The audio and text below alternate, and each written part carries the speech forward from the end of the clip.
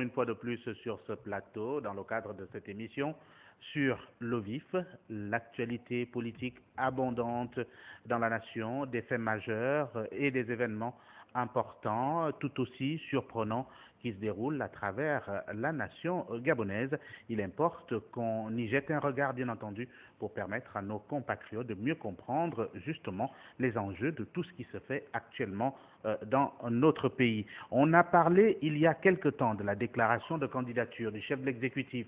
Cela s'est passé à Port-Gentil il y a un peu plus d'une semaine. On a eu également droit à cette session, à cette rentrée de la session parlementaire au niveau du Palais du Peuple, l'Assemblée nationale, avec le discours du président Guizou Bandama, un discours qui malheureusement n'a pas pu être diffusé, comme cela a été souvent le cas, au point que nombre de Gabonais n'ont pas eu la substance, du moins le contenu, un contenu profond, n'ont pas pu s'approprier ce contenu pour mieux comprendre de quoi il a été question justement dans cette rentrée de la session parlementaire au niveau de l'Assemblée nationale.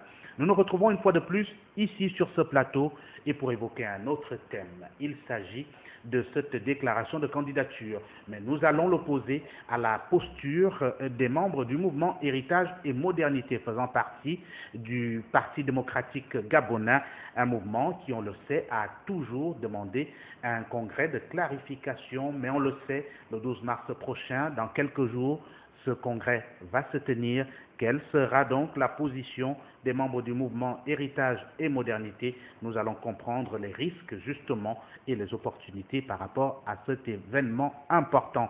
Sur ce plateau, nous avons justement des invités que nous vous présentons quand même, mais que vous connaissez bien.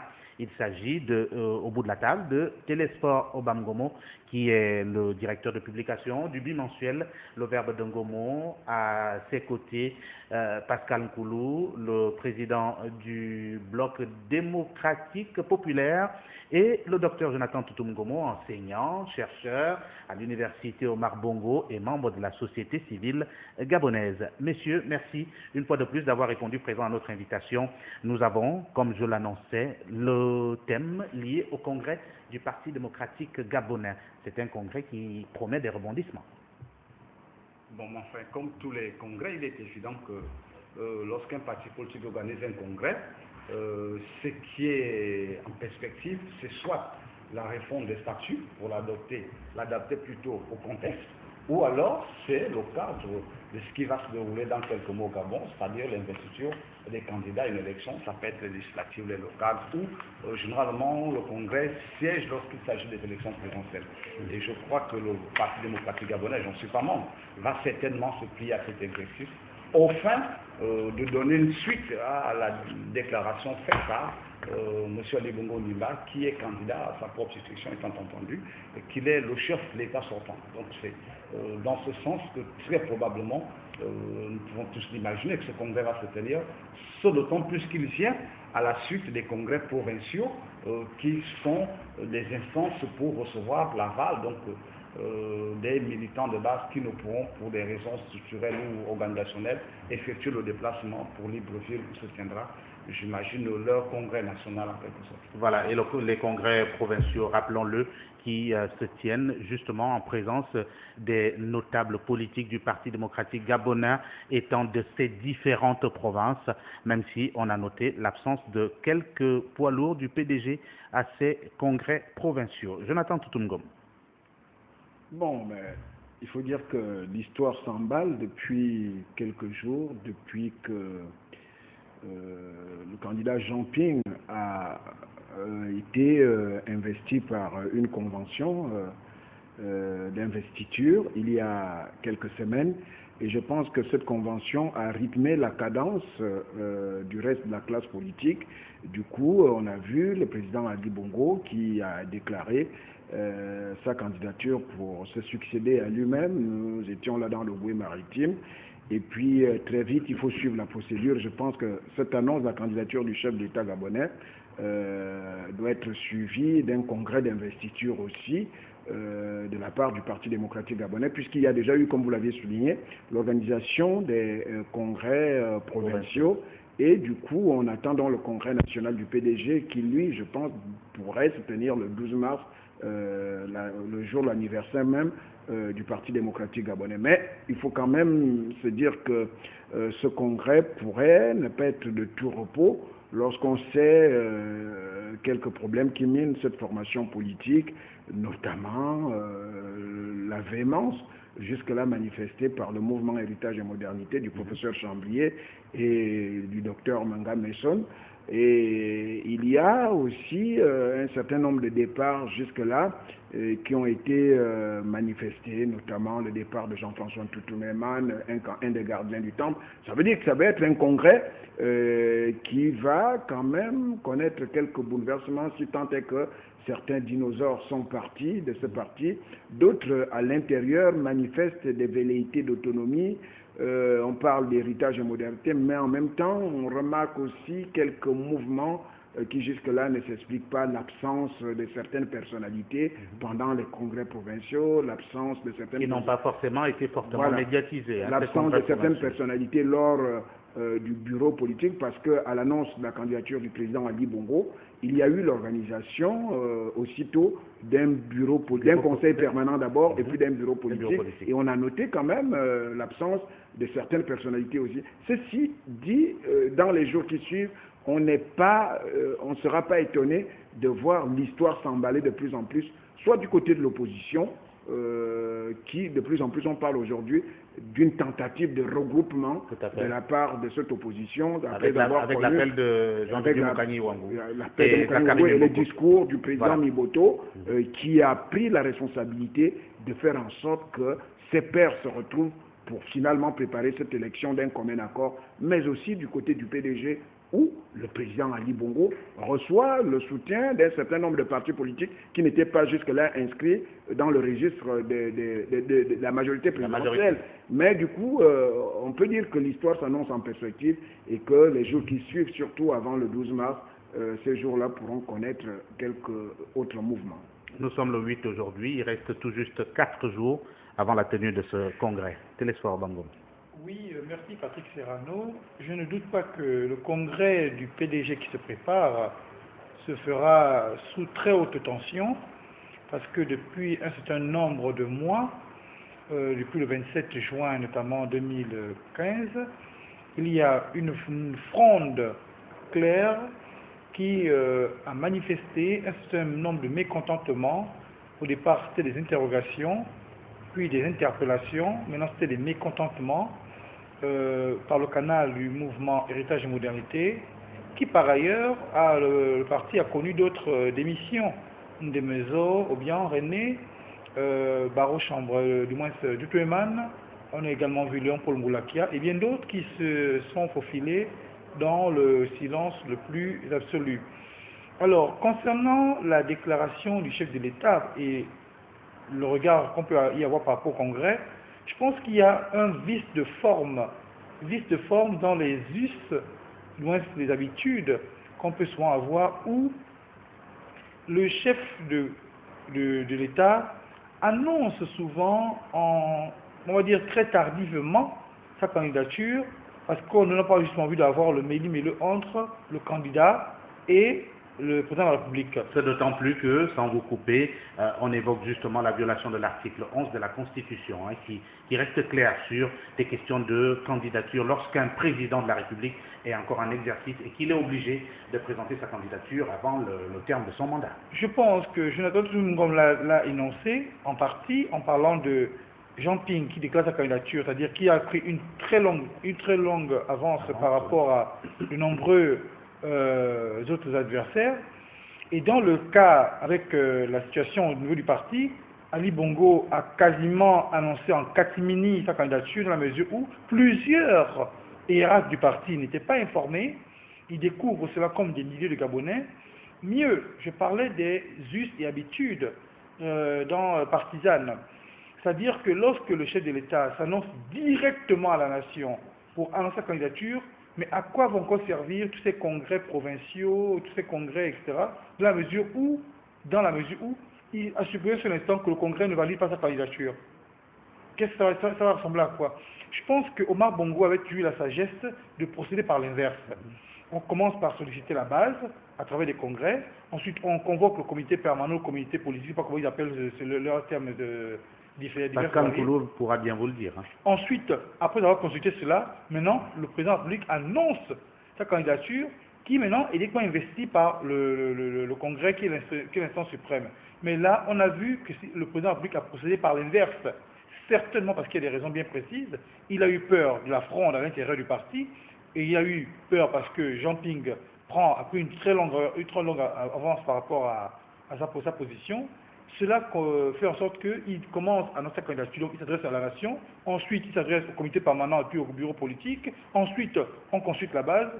Ça fait du méli-mélo, du foie-foie, qui exprime un manque de sérénité et parfois même on dirait un manque de sérieux. Lorsqu'on manque de sérieux ou de sérénité, on se précipite, vous pensez? Oui, je pense qu'il y a une fébrilité qui est dans l'air parce que la personne n'est plus assurée, elle n'est plus assurée et rassurée du soutien de ses camarades. D'autant plus qu'on constate aujourd'hui, quand vous regardez bien, un certain nombre d'événements ont eu lieu dans notre pays.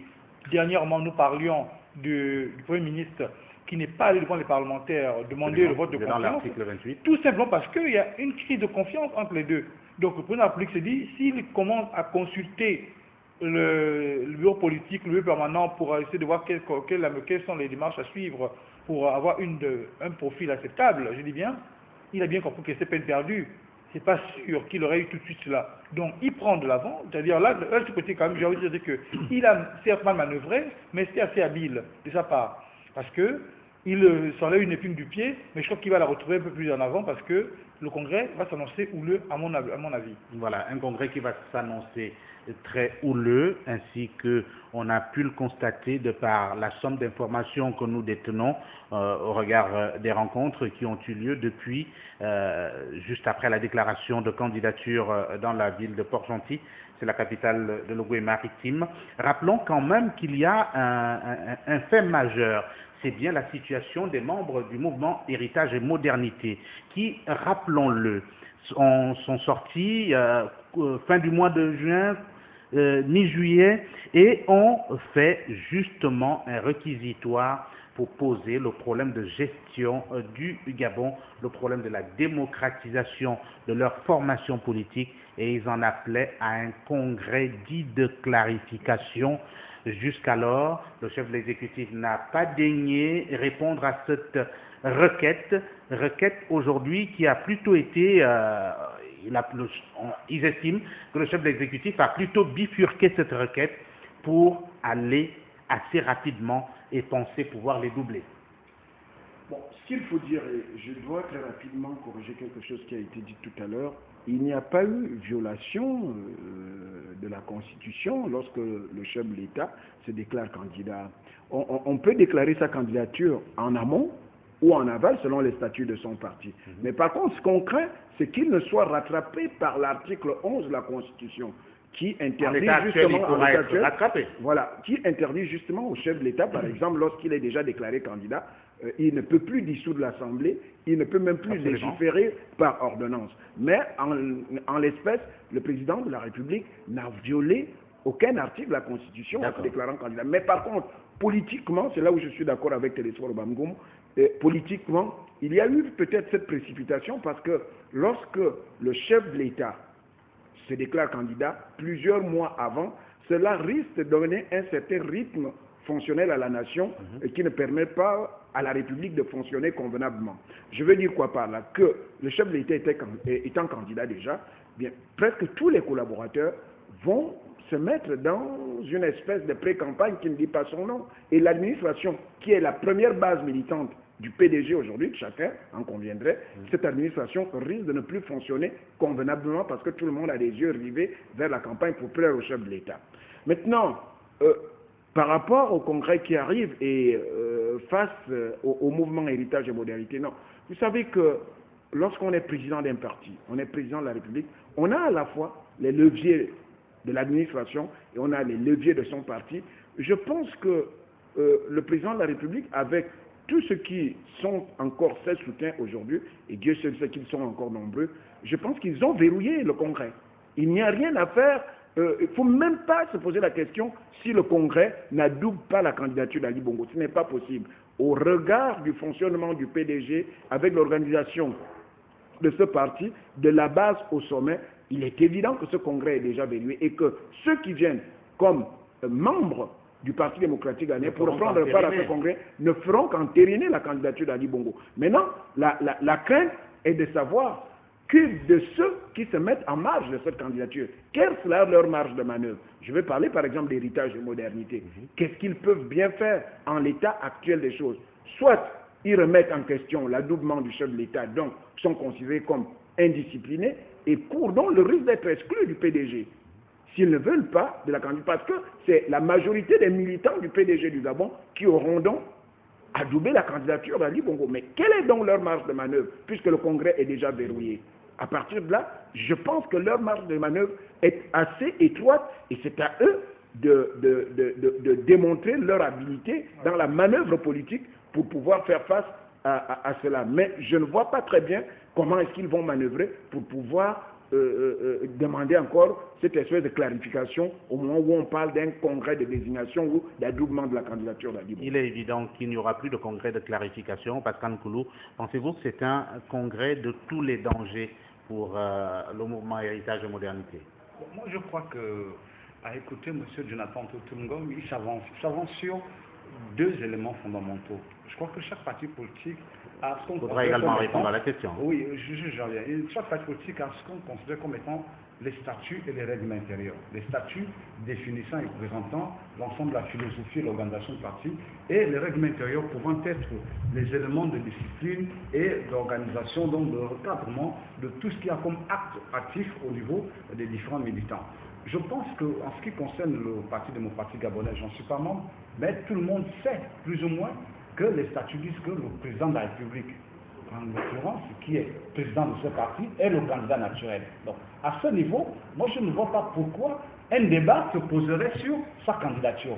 Les statuts disent clairement qu'il est le candidat naturel. C'est-à-dire qu'il n'y a même pas de possibilité que sa candidature souffre de quelque discussion que ce soit. C'est un fait. L'autre fait est de vouloir considérer les différentes luttes de leadership internes au Parti démocratique gabonais comme étant des luttes susceptibles d'inverser l'organisation politique de ce parti. Mais ces luttes ne sont pas des luttes que l'on observe aujourd'hui au sein du Parti démocratique gabonais. En plus, je voulais simplement dire qu'il faut se mettre à l'évidence, en termes de mémoire, que ce parti politique a toujours connu des soubresauts très importants.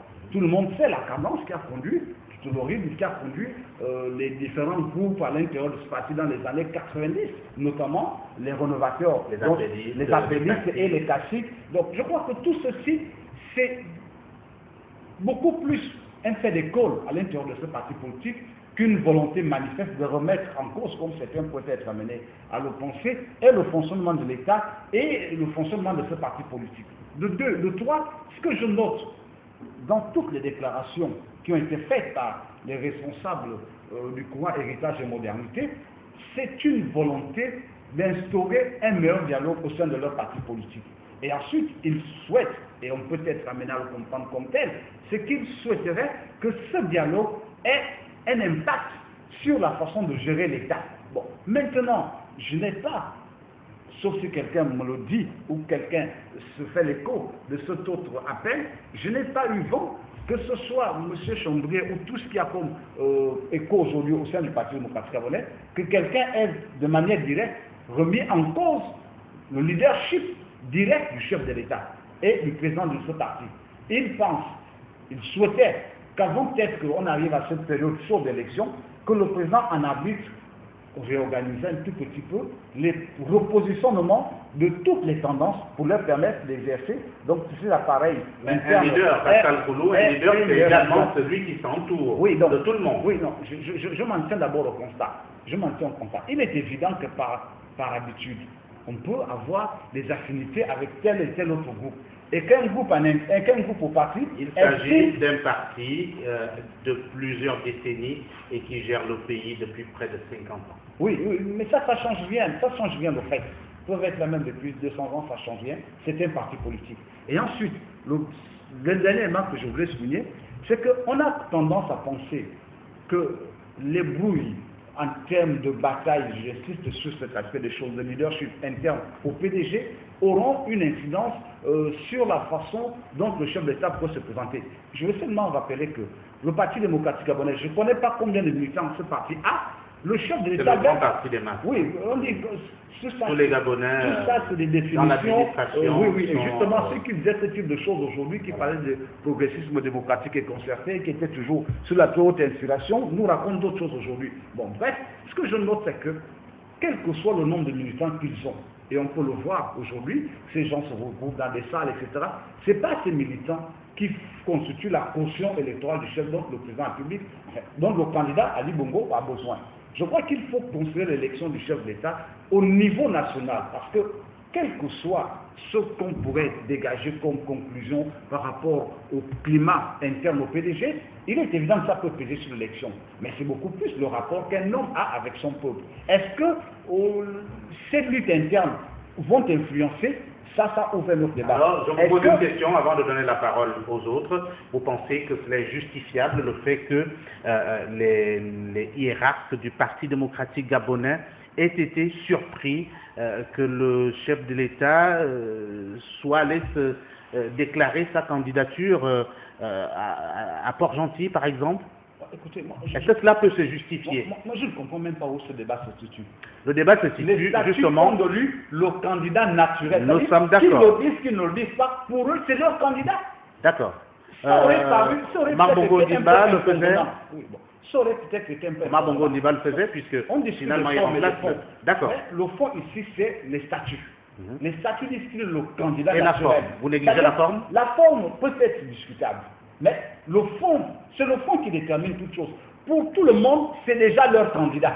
C'est le candidat du moins du PDG. Bon, le débat ne se pose plus. Si les statuts disaient peut-être qu'on choisit un candidat au Congrès, à ce moment prévu par anticipation, parce qu'il est président de la République, il influe sur le comportement des militants, c'est une chose. Mais pour l'instant, les statuts sont clairs. Il est le candidat naturel. Donc, il n'y a pas de discussion. Nous le retenons, il n'y a pas de discussion. Juste vous rappeler, M. Pascal Nkoulou, que lorsqu'on parle des problèmes de fond, il faut également voir la forme, puisque les deux vont ensemble. Télésphore Bamgomo, à entendre Pascal Nkoulou, on a l'impression qu'il faut balayer certaines aspérités et tenir compte de l'essentiel. Alors, je m'en vais poser la question, au regard de tout ce qu'il vient de dire, est-ce qu'on peut considérer aujourd'hui, comme certains d'ailleurs le pensent, que la fronde des membres du mouvement Héritage et Modernité reste une fronde fantaisiste? Ah non, je ne me permettrai même pas de le dire. Je me dirais toujours que si je m'en tiens à quelques livres sacrés qui disent qu'aucun royaume divisé ne peut régner. Ça, c'est déjà un principe très clair. Aucun royaume divisé ne peut régner. Il y a aujourd'hui au sein du PDG, comme on peut tous le constater, un malaise en plus grandissant. Et qui semble profond. Pourquoi? Parce que les gens ne se parlent plus, les gens ne se comprennent plus, les gens sont dans une cohabitation forcée, j'ai envie de dire, et les gens refusent de porter un bilan qui n'est pas le leur. Parce que quand un parti politique, ce qui a en fait le PDG a faussé depuis le départ, c'est ça le grand problème.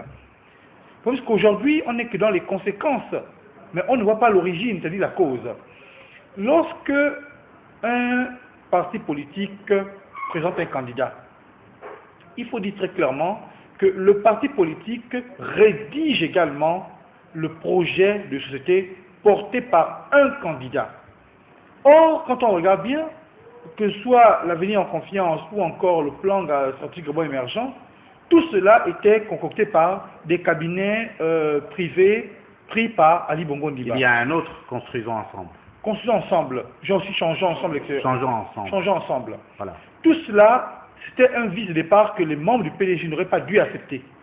Ils auraient dû comprendre que c'est un parti politique qui porte, qui travaille sur un projet, et ce projet est porté par un candidat choisi par le parti politique, alors que ce n'était pas ça. Si bien qu'aujourd'hui, pour mettre en musique le projet du société du chef de l'État, il a choisi ses équipes, il a choisi ses amis. Pourtant avec autant d'étoiles au sein de cette formation politique. Tout à fait. Donc le parti politique a été longtemps marginalisé. Il faut le dire très clairement, très longtemps marginalisé.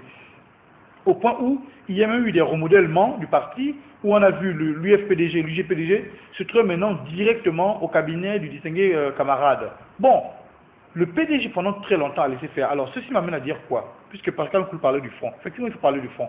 Et parler du fond, c'est parler des principes. Lorsque quelque chose, lorsqu'un fait, une réalité, une décision n'est pas bonne, il faut la dénoncer maintenant. Parce que les conséquences après sont dramatiques.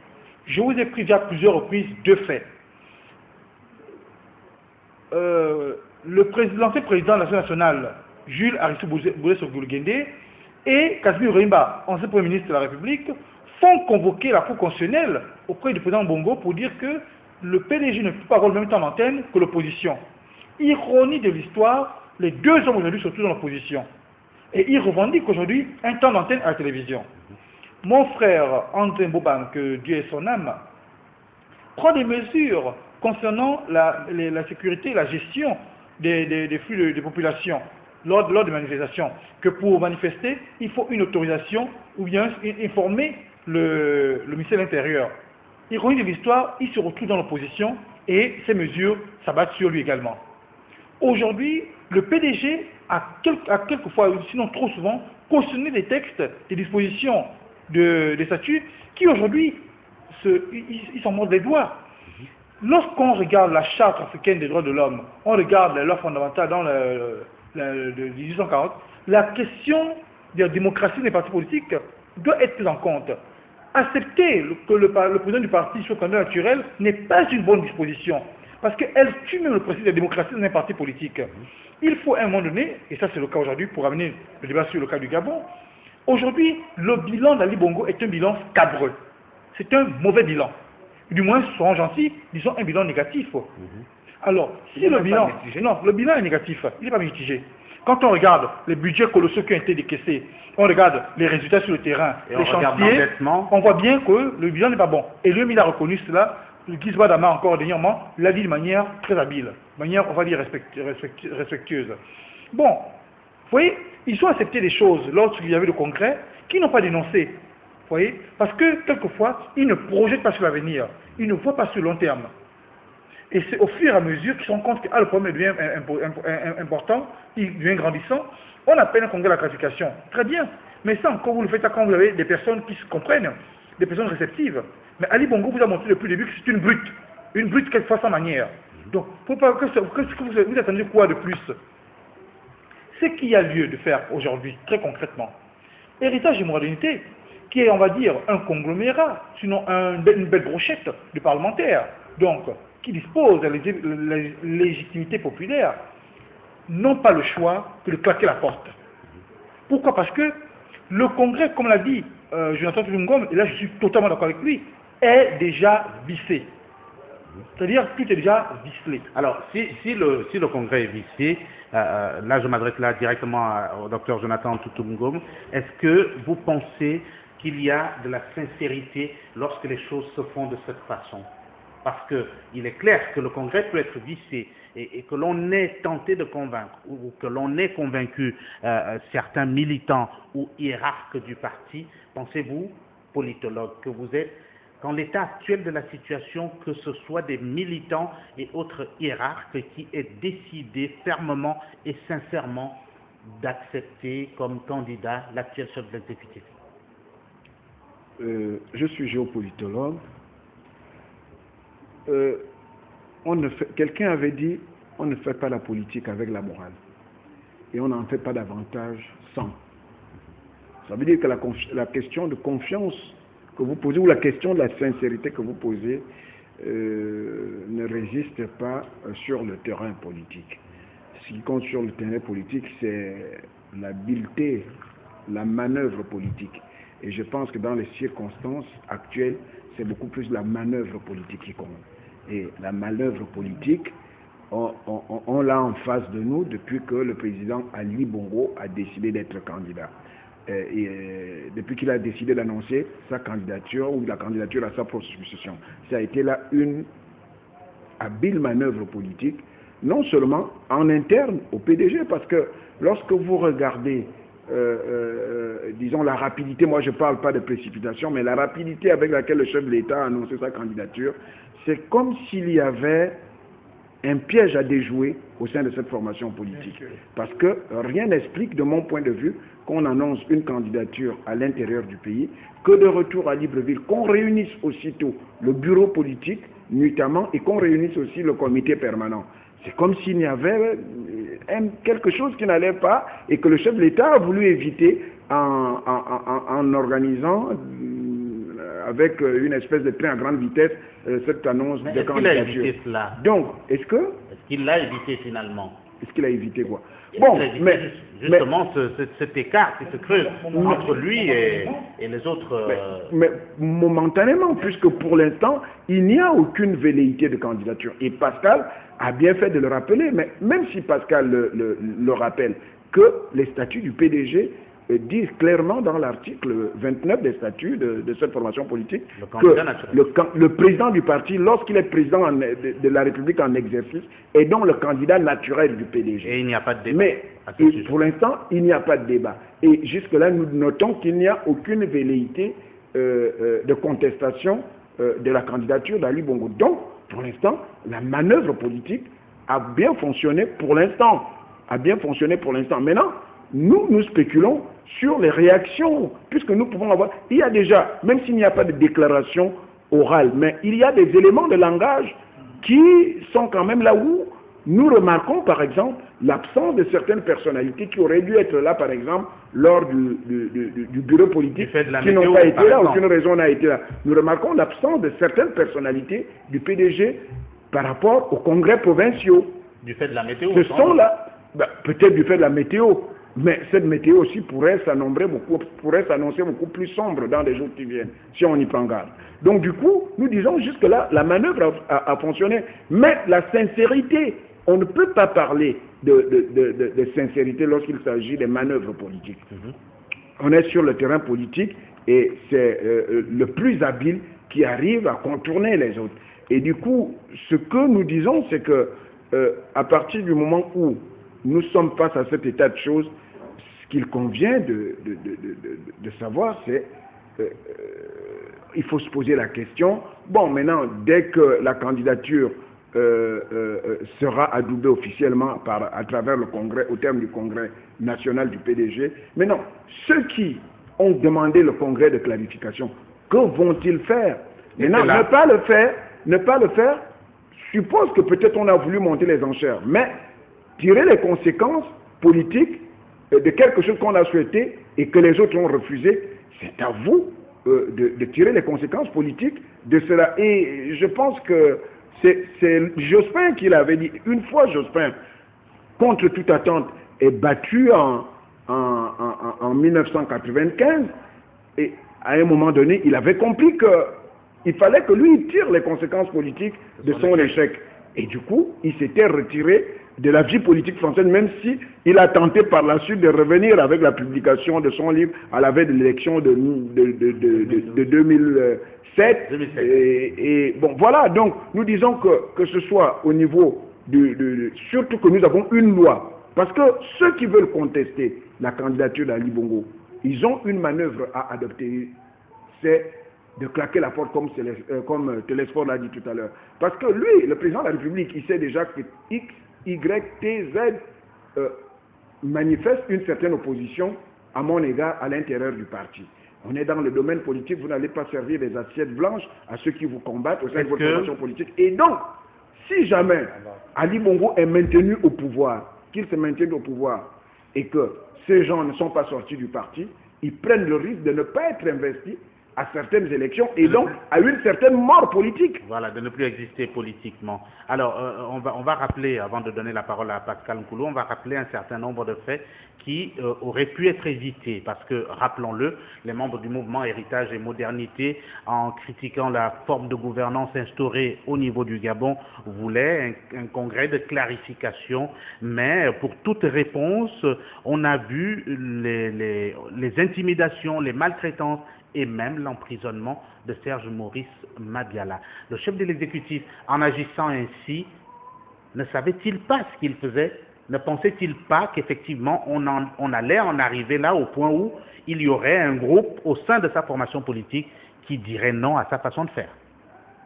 Bon, mais le vrai problème, c'est que le président de la République, il est d'abord avant tout un homme politique.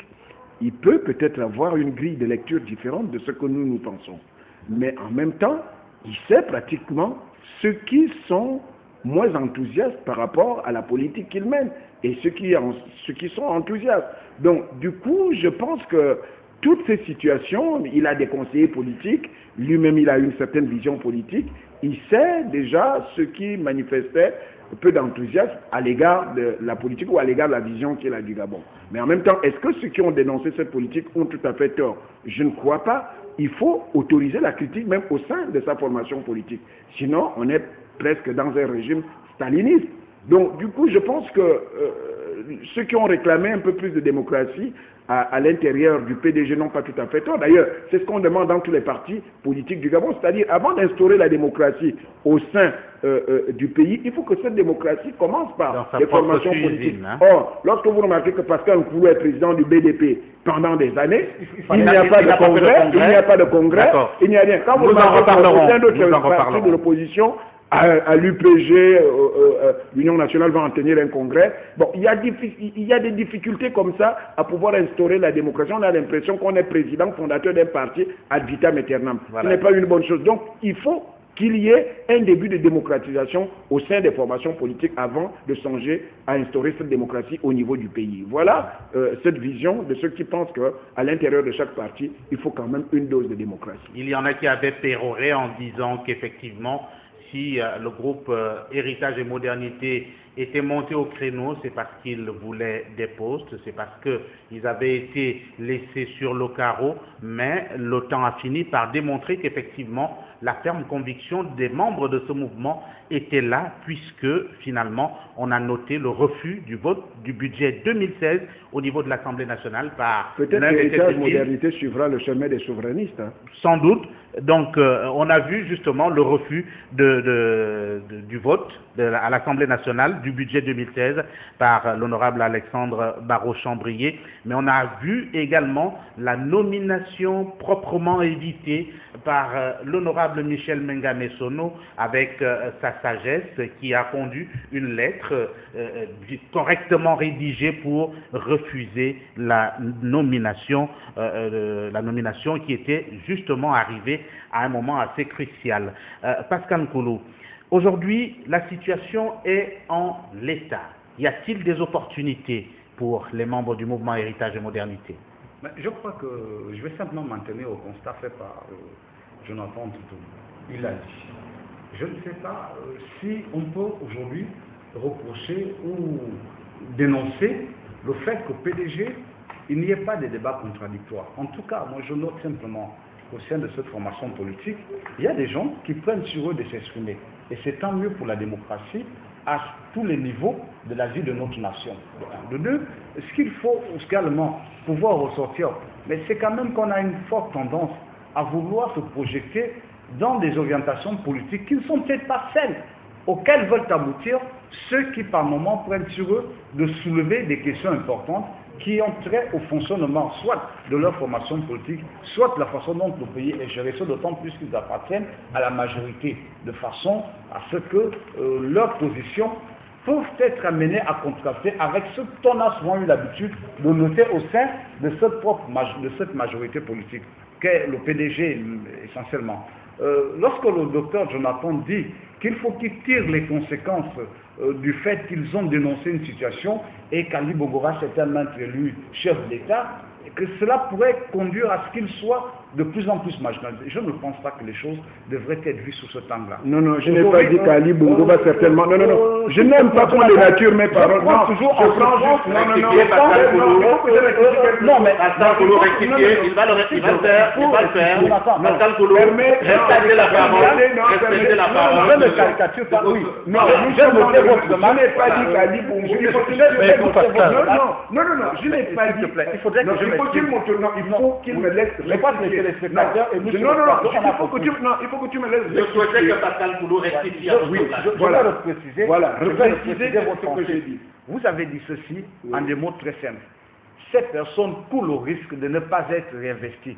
Ça suppose, entre autres circonstances, que celui qui aura le pouvoir de les conduire à l'investiture, ce sera le chef de leur parti politique. Et par déduction, je ne vois pas un échoué rester à la tête d'une formation politique. La logique de l'échec étant que la démission ou le remaniement à la tête du parti s'imposera. Par principe, mais je suis dans le cadre de ce qu'il a décrit. Par principe, je considère que ne peut avoir de tel pouvoir que celui qui arrive à se faire élire chef de l'État.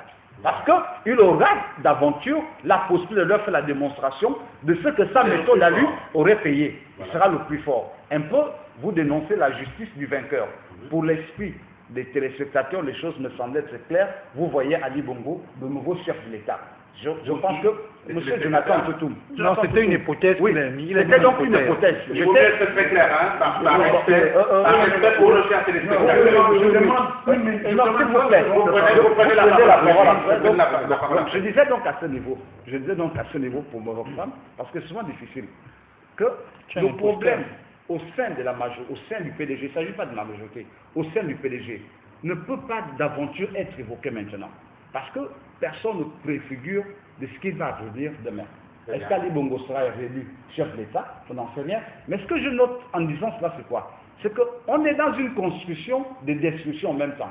C'est-à-dire qu'on souhaiterait avoir un PDG fort et en même temps on voudrait le voir divisé. Or, il faut quand même se rendre compte que, comme dans toutes les grandes démocraties, je suppose, il y a toujours un parti major qui conduit l'action politique du pays. Il se trouve pour le Gabon aujourd'hui que c'est malheureusement, quand je dis malheureusement, c'est le PDG, parce que ça a une incidence dans la façon globale aujourd'hui de faire de la politique au Gabon. Même dans l'opposition, les mêmes constats que l'on note au sein du Parti démocratique gabonais, quand vous regardez l'opposition dans sa grande majorité, parce que d'ailleurs ce sont les mêmes acteurs, ils ont fait pas un argument massu, puisque ça peut être du fait culturel. C'est exactement les mêmes notes, parce que qu'est-ce qui a été reproché à M. Ping?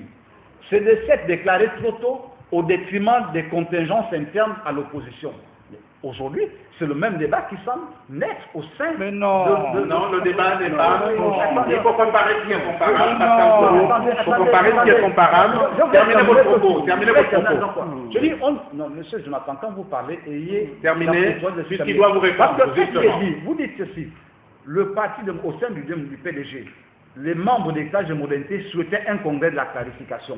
Ils ne s'attendaient pas à ce qu'Ali Bongo se déclara candidat. Dans l'opposition, on a foi en parallèle. Certaines parties de l'opposition souhaitaient qu'il y ait une démarche. Il s'agit du Parti démocratique. Serrano ne connaît pas parti. Non, je restitue juste le débat. Oui, d'accord, mais il faut qu'on ait des éléments de comparaison. D'accord. Dans l'opposition, on a dit qu'il faut d'abord qu'on mène une lutte pour les éléments de transparence des élections. Et puis quelqu'un s'est déclaré candidat et on a vu le tollé que ça a soulevé. Je dis donc, je ne me trompe pas quand je dis qu'on a de part et d'autre une même construction politique. Non. Qui ne dites pas non. Laissez-le terminer rapidement. Donc aujourd'hui, Ali Bongo candidat, les membres d'héritage et modernité restent les membres du Parti démocratique gabonais. On verra bien ce qu'il en sortira de leur congrès, qui est un congrès propre à un parti politique. Ce parti politique, malheureusement, c'est le parti major, ce qui concerne la vie politique gabonaise. Donc, peut-être qu'il y aura des conséquences, mais je crois qu'il est un peu trop tôt de déduire des conclusions d'une possible... On retient simplement qu'il n'y a pas, selon vous, péril en la demeure. Jonathan, 30 secondes que vous avez réclamé avant de donner la parole à Célestin. Non, je suis tout à fait... Vous connaissez que vous avez d'abord dit que les membres d'héritage... Vous le laissez maintenant répondre? Non, parce que je veux le... Vous le laissez... Non, il sait ce qu'il a dit. Il sait ce qu'il a dit. Il sait ce qu'il a dit. Voilà, laissez-le répondre. Vous reconnaissez que vous avez dit que les membres d'héritage et modernité risquaient d'être marginalisés au cas où... C'est déjà le cas. Ali Bongo c'est déjà le cas. Toujours le patron de c'est déjà le cas. Tout le monde, l'opinion l'a constaté, c'est déjà le cas. Allez-y, Jonathan. Mais moi, je n'ai pas pour habitude de fuir mes propos. J'ai dit exactement ceci. J'ai dit, lorsqu'on a dénoncé des faits à l'intérieur d'une formation politique et que ces faits ne sont pas pris en compte, il faut tirer les conséquences politiques. Et que nous sommes en politique, on ne peut pas servir des assiettes blanches à ceux-là qui dénoncent votre vision du pays. Et que si le président Ali Bongo se maintenait au pouvoir, il y a forcément un risque à ce que ceux qui ont dénoncé sa vision du Gabon ne soient pas investis à des fins d'élection, donc à une mort politique certaine. Voilà le propre de mes propos. Maintenant, moi je pense que, bon, vous vous exprimez comme vous voulez, vous pouvez faire la manipulation ou enfin, l'instrumentalisation que vous faites des propos des autres. Mais je dois noter tout simplement que le PDG doit lancer un appel d'offres à la veille de cette campagne électorale pour recruter Pascal Nkoulou comme un de ses porte-parole. Quel est sort, alors, moi je veux dire que il faut rester, comme je dis toujours, sur les principes généraux. Les principes généraux sont lesquels? Le premier sera de dire de manière très claire qu'il faut faire une différence entre un débat d'idées et un débat de personnes. C'est-à-dire, on peut ne pas partager la même vision, c'est-à-dire on peut être en désaccord sur le plan des idées et sur le plan humain être en phase, c'est-à-dire s'entendre très bien, ou bien on peut ne pas s'entendre sur le plan humain, mais partager les mêmes idées. Dans le cas du PDG, aujourd'hui, ils sont en déphasage sur les deux plans. D'abord sur les idées, parce qu'ils demandent un congrès de la qualification. Ensuite, il n'y a pas de personne, parce qu'on se rend compte aujourd'hui que ce n'est qu'un ramassis d'individus opportunistes pour la plupart, qui sont à l'intérieur, non pas par conviction,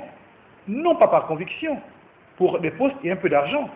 Bon, M. Nkoulou fait quand même un grossier glissement qui ne peut pas passer inaperçu dans les médias. Il faut rectifier le tir. Le PDG est une formation politique. L'opposition n'est pas une formation politique. Quand bien même il décide de se regrouper, ce n'est pas une formation politique. Alors, dans le cas, ne dites pas que le formation politique qui semblait avoir défini. Oui, non, mais faut pas qu'il dise que l'opposition, non. Vous allez répondre après. Vous allez répondre. Je demande à Pascal Nkoulou d'avoir le respect pour les téléspectateurs qui nous regardent, la rigueur intellectuelle, de prendre le temps d'écouter, s'il veut après réagir. Mais il est hors de question qu'il puisse à chaque fois couper la parole, intervenir de manière intempestive comme ça là. Si c'est le degré de démocratie qu'il y a dans votre parti, le BDP, alors je regrette. Le parti fera le congrès. Je regrette. Alors, je reprends mon propos de manière plus calme, plus posée. Je disais ceci, que dans le cadre de l'opposition, nous sommes certes un regroupement de partis, mais ce n'est pas un parti politique. Ce n'est pas un parti politique parce que les individus sont mus par des ambitions différentes, sauf qu'à un moment donné, ils convergent vers un point de vue bien précis, pour une destination bien précise, afin de combattre l'adversaire numéro 1, qui est aujourd'hui le PDG. Mais dans le cas du PDG, c'est un parti politique. Avec ses militants, ils sont en désaccord sur aussi bien finalement le fond, désormais, et la forme. Parce que le bilan qu'on veut faire porter à tout le monde, parce qu'aujourd'hui on dirait c'est le PDG qui a gouverné. Mais certains estiment qu'ils n'ont pas gouverné, ils n'ont pas porté un bilan qui n'est pas le leur. Et c'est normal, c'est légitime.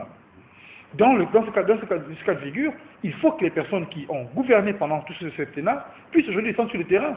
Mais très peu de fois, on verra M. Combessi ou bien ses affidés sur le terrain. Pourtant, ce sont eux qui ont tenu la bourse pendant tout le septennat. Pourquoi aujourd'hui ne pas entendre le cri des autres en disant, mais enfin quand même, nous sommes un parti politique, nous devons aller ensemble. Si on doit partir ensemble, allons ensemble sur de bonnes bases. Ce n'est que ça que demandait l'héritage de modernité. Là, je vais rejoindre encore une fois de plus sur Toutoumgom. Il faut tirer les conséquences. Et dans les conséquences, j'ai envoyé deux. Je n'ai pas eu le temps d'exprimer la deuxième conséquence, parce que j'ai parlé de la première conséquence. C'était sortir du parti politique, afin de laisser Ali Bongo faire monter sa mayonnaise tout seul, ou encore, c'est rester à l'intérieur du parti politique, saboter Ali Bongo de l'intérieur, parce qu'on est en désaccord avec lui, et deuxièmement, c'est préparer une candidature, parce que rien ne dit que le cas d'Ali Bongo est réglé, parce qu'il y a quand même le cas de son acte de naissance, qui est encore là. Ce ne sont pas les quelques petits propos de l'avocate parisienne qui viendra traumatiser, bien déstabiliser les personnes. Non. Pour les procédures. Je crois qu'en réalité, c'est même un des éléments également sur lesquels l'héritage de modernité, je parle lui, il s'accroche, mais ils mettront également cet élément sur la table en disant il faut quand même que les choses soient claires. Quand j'ai entendu le congrès de la clarification, c'était un des éléments que je voyais sur la table. Il faut qu'à un moment donné, les gens puissent être responsables. Et être responsable, c'est être clair dans tout. Voilà. Son bilan, son état civil, sa gestion, son identité, etc. Alors pour l'instant, ce n'est pas le cas. Pour l'instant, on assiste à un foi terrible que Ali Bongo doit clarifier. Voilà, il faut clarifier tout cela. C'est bien de tout cela dont il est question lorsqu'on parle de la gouvernance d'un État et surtout pour un parti politique comme le Parti démocratique gabonais, un parti structuré avec des éminences grises suffisamment importantes aujourd'hui au point de ne pas pouvoir laisser libre cours à une façon de faire plutôt légère qui mettrait à mal aussi bien la fierté, l'intelligence que la sagesse de ses membres. Alors, dernière question, il nous reste 5 minutes, permettez, chacun devra répondre à cette question. Le congrès prochain, du 12 mars prochain, est-il un congrès à haut risque pour le mouvement Héritage et Modernité? Non, mais moi, je pense que c'est un congrès à haut risque parce qu'il va déterminer désormais le comportement politique des gens d'Héritage et Modernité. Eux, dont les leaders n'ont pas été là lors des grandes cérémonies de l'annonce de la candidature du chef de l'État. On a remarqué l'absence du professeur Chamblier lors du conseil du bureau politique. On a remarqué l'absence d'Héritage et Modernité lors du congrès de l'Estuaire, notamment M. Michel Menga et le professeur Chamblier. Et la presse nous apprend justement le débat qui a volé bas au cours de cette Voilà. Et on a remarqué l'absence dans le Guélolo de M. Faustin Boukoubi et du président Guizouba Dama. Qui n'ont pas pu prendre l'avion. Maintenant, donc, qui n'ont pas pu prendre l'avion, nous annonce-t-on, mais c'est peut-être de la météo. Donc maintenant, je pense que congrès à haut risque pour Héritage et Modernité, oui, mais pas du tout, puisqu'on connaît la décision qui en sortirait de ce congrès, c'est-à-dire le président Ali Bongo recevra son investiture. Mais ce qu'il faut dire maintenant, c'est que ce sont tous les Gabonais qui vont être appelés, ne serait-ce que les Gabonais du PDG et de la majorité présidentielle, peut-être moins Mbabé Solo, dont on ne connaît pas encore le comportement. Mais les Pascal Nkoulou, ils seront appelés à battre campagne pour le candidat Ali Bongo, que ce soit au niveau de la majorité ou au niveau du PDG. Mais il faut... Moi, je sais qu'au sein du PDG, au sein de cette majorité, il y a des compatriotes valables, mais qui n'ont pas été bénéficiaires du mandat du président Ali Bongo. Mais il faut aussi que tous ceux qui ont géré le Gabon, je veux parler de Meksan Akombesi, je veux parler de Liban Suleiman, que ces gens-là descendent sur le terrain, au niveau de leur base politique, battre campagne pour Ali Bongo auprès des Gabonais. Il y a un qui est d'Ndjolé et l'autre de Bongo. Qu'ils descendent sur le terrain, battre campagne. On les rencontrera. Parce que moi, je me pose, et je termine par là. Nous avons passé tout notre temps, depuis 2009, à parler des choses du Gabon. Mais Dieu seul sait que nous ne sommes pas les seuls composants qui avons bénéficié des bienfaits du Gabon tout ce temps. Et Pascal, vous conviendrez avec moi. Où sont des gens qui ont bénéficié de ces régimes, qui sont bénéficiaires à l'heure actuelle des deniers du Gabon, mais qu'il aille battre campagne pour le PDG et pour Ali Bongo sur le terrain, au lieu de faire en sorte que ce soit les autres au comité permanent, au bureau politique, dans la majorité, qui aillent à leur place et qu'eux, ils attendent au sortir de l'élection pour être bénéficiaires, si tant est qu'ils seront encore des vainqueurs de cette élection. Donc, moi je me dis, il s'agit du Gabon, et nous n'avons pas de pays de rechange que ceux qui ont été bénéficiaires de ce régime, n'en déplaise à Pascal Nkoulou, demandez à ces gens-là d'aller battre campagne. Mais M. mon frère Nkoulou est là à se torturer, il est là à se torturer, mais pour l'instant, moi je plains un peu le sort de tous ces gens-là. Il faut demander à ces nouveaux Gabonais-là d'aller rencontrer d'autres Gabonais sur le terrain, et nous allons nous rencontrer pour parler du Gabon. Et nous allons évidemment assurer la couverture de vos différentes rencontres sur le terrain. Pascal Nkoulou, on va terminer par Télésphore. Oui, non, c'est quand même... Très rapidement. Oui, très rapidement. Vous avez 2 minutes 30. Je note que c'est toujours très rapidement quand c'est moi qui prends la parole. Non. Allez-y. Il y a quand même une chose. Nous sommes à la fin presque de l'émission. Ce que nous notons, ce qu'on constate, c'est que une dynamique politique est faite d'une majorité et d'une minorité. Mais l'essentiel étant que lorsque la majorité s'est imposée, que tout le monde marche ensemble. Je ne pense pas qu'un parti politique comme le PDG puisse y avoir encore aujourd'hui une pensée unique. Je l'ai dit tantôt, ce parti est le résultat d'un ensemble de tendances. Les rénovateurs, les caciques, les appellistes. Voilà comment on a quand même oublié depuis longtemps. A toujours fonctionné. Mais ils sont là. C'était du fait, je vais dire comme ça, c'était le fait du point. Omar avait su comment rééquilibrer les choses. Malheureusement pour les autres tendances, en 2009, il s'est produit un fait particulier. C'est un rénovateur qui est devenu le principal leader de la majorité. Et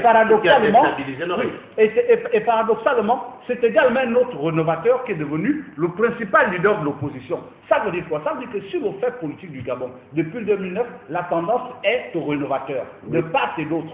Aujourd'hui, aujourd'hui, parce que C'est un fait politique maintenant. Ça veut dire que cette lutte de leadership entre les rénovateurs va certainement, moi je ne la vois pas, en train de se terminer sur un paysage sombre, bien au contraire. Ça veut dire quoi? Ça veut dire qu'aujourd'hui, quand vous prenez l'actif de l'opposition, ce sont les rénovateurs. Quand vous prenez l'actif de la majorité, ce sont les rénovateurs. Et quand vous prenez aujourd'hui des contradictions au sein de la majorité, c'est un peu les appelistes. Quand vous prenez l'opposition aujourd'hui avec les Ting et les Ndemugor, c'est également encore là une tendance forte des appelistes de l'ancien PDG. Donc moi je pense très sincèrement que le congrès du PDG va continuer de maintenir à l'intérieur ces différentes contradictions, mais lorsqu'ils auront choisi leur candidat, comme d'habitude, la cohésion se fera. Et ce serait exactement la même chose au niveau du PDG. Mais par contre, je voudrais très rapidement souligner un fait. Lorsque nous parlons, vous avez débordé du temps. Oui, lorsque je parle du PDG, je ne suis pas PDG. Et je vais dire à mon frère Jonathan, vous appartenez à la majorité. Je l'ai déjà dit une fois que notre contrat avec Ali Bongo, nous l'avons moralement pris en 2009. Il n'est pas du tout renouvelé. Il n'est pas du tout dit jusqu'à aujourd'hui que le bloc démocratique populaire fera la campagne d'Ali Bongo Ndimba. Nous pensons quoi? Nous pensons que lorsqu'on appartient à une majorité, il faut qu'il y ait des discussions entre le leader de cette majorité et les différentes formations politiques qui concourent à l'exercice de son pouvoir. Et ensuite, comme tous les partis politiques, nous ne sommes pas un club de supporters. Nous avons une vision de ce pays, nous avons une orientation idéologique.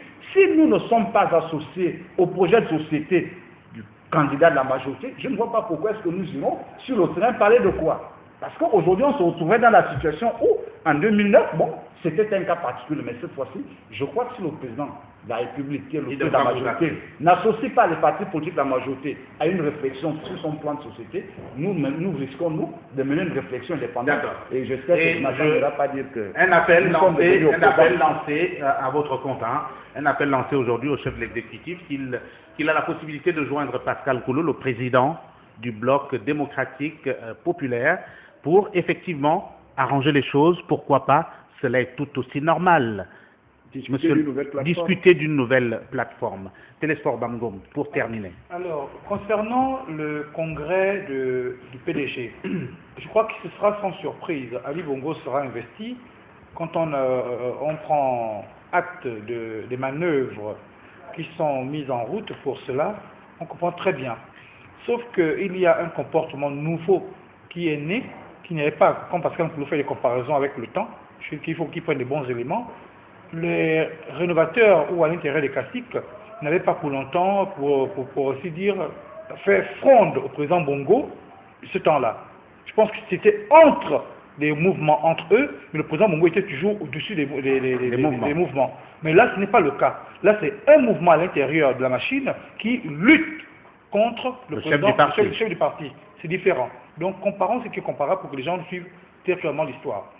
Alors, concernant cela, je crois qu'Ali Bongo, s'il pense avoir gagné une bataille en se déclarant candidat assez rapidement, je pense qu'il va perdre la guerre sur le long terme. Parce que le groupe Héritage et Modernité, qui est une belle brochette de parlementaires, donc loin de l'onction populaire, va certainement, à partir de là, dérouler le rouleau compresseur. Il y a deux possibilités.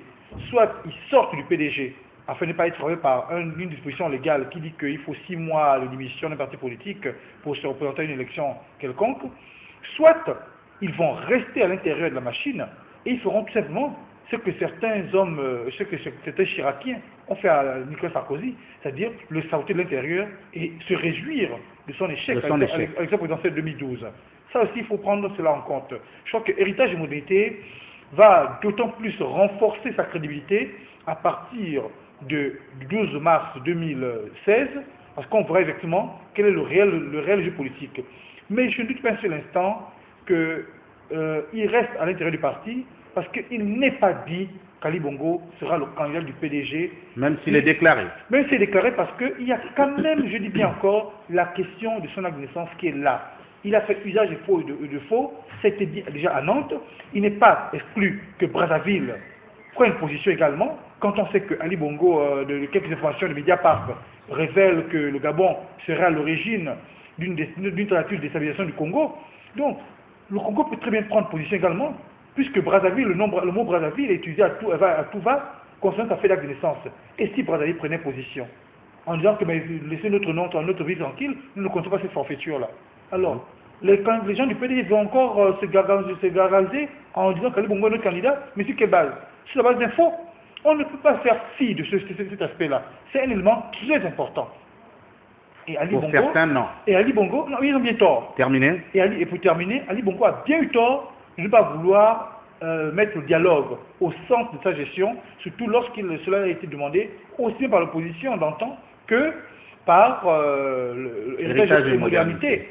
Je crois qu'il faut lui dire, et là je vais terminer sur ce point-là, toutes les fois où héritage et modernité ont eu à faire un bras de fer avec Ali Bongo et ses amis du Mogabo, ils ont toujours remporté le bras de fer. Premier bras de fer, lorsqu'ils ils font leur sortie, il y a un arbitrage qui est fait, Ali Bongo se trouve contraint de pouvoir dissoudre deux mouvements. Sauf que Mogabo a disparu, mais Héritage Modernité est toujours là. Deuxième bras de fer, Héritage Modernité prend position de manière très ferme pour Seymour Mabiala, en soutien, aujourd'hui qui est sorti de prison. C'est une victoire pour Héritage Modernité, quoi qu'on dise. Troisième fait, Michel Menga est appelé pour occuper un poste important au sein du parti politique du PDG. Il décline. Il décline l'offre. C'est une crédibilité qu'il gagne. Parce qu'on voulait passer ces individus comme étant des manges, des crèves la faim, etc. Voilà. Aujourd'hui, ils ont une position très crédible, qui est saluée par l'opinion publique, contrairement à la situation des Bongo, qui est aujourd'hui lamentable.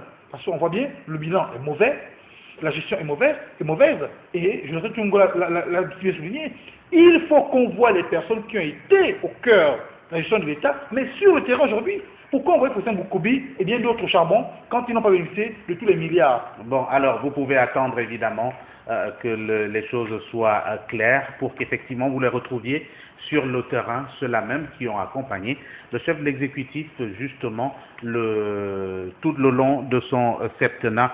Mais mesdames, messieurs, chers téléspectateurs, merci pour la confiance, merci de nous avoir suivis. On se retrouve cette semaine encore avec un autre numéro sans doute pour débattre du sujet lié carrément au congrès du Parti démocratique gabonais, parce que cela intéresse les Gabonais et il n'est pas forcément évident d'avoir des débats comme celui que nous avons ici sur ce plateau pour permettre à l'ensemble des compatriotes de comprendre de quoi il est exactement question, sans langue de bois, sans tromperie. Merci de nous avoir suivis.